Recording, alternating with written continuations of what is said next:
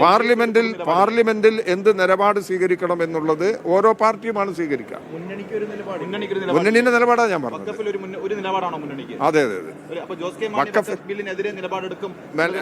അല്ലല്ല ഞാൻ കരുതുന്നില്ല. ജോസ് കെ മാണിക്ക് അവരുടെ സ്വതന്ത്രമായ നിലപാടെടുക്കാനുള്ള അവകാശമുണ്ട്.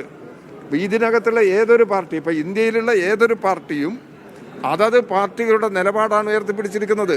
ആ നിലപാടാണ് സ്വീകരിക്കുക. പക്ഷേ ഈ പ്രശ്നത്തിലുള്ള ഒരു പൊതു സമീപനമാണ് ഇടതുപക്ഷ ജനാധിപത്യ മുന്നണിയുടെ പൊതു സമീപനമാണെന്നത്. രാജ്യസഭയിൽ വോട്ടെടുപ്പ് നടക്കാൻ പോകുന്നില്ലല്ലോ. അത് കഴിഞ്ഞെങ്കിലല്ലേ ജോസ് കെ മാണി എന്ത് നിലപാട് എന്നുള്ളതിനെ കുറിച്ച് പറയാൻ സാധിക്കുള്ളൂ. ഒരിക്കലും കേരളത്തിൽ അത്തരം ഒരു വ്യത്യസ്ത നിലപാട് ജോസ് കെ മാണി ഉയർത്തിയിട്ടില്ല. ബൈബിൾ കൈവശം വെച്ചതിന് ജയിലിൽ പിടിച്ചിടുന്ന വിഷയം പാർലമെന്റിൽ ഉന്നയിക്കേണ്ട അവസ്ഥ പ്രതിപക്ഷത്തിന് വന്നിട്ടുണ്ട്. അങ്ങനത്തെ നിരവധി വിഷയങ്ങൾ ക്രൈസ്തവ ന്യൂനപക്ഷത്തോടുള്ള മോദി സർക്കാരിന്റെ സമീപനവും ഈ ഘട്ടത്തിൽ തന്നെ ഇത് ഇന്ത്യയുടെ അനുഭവങ്ങളെടുത്ത് പരിശോധിച്ചാൽ നമുക്ക് കൂടുതൽ ബോധ്യമാകുന്ന കാര്യമല്ലേ.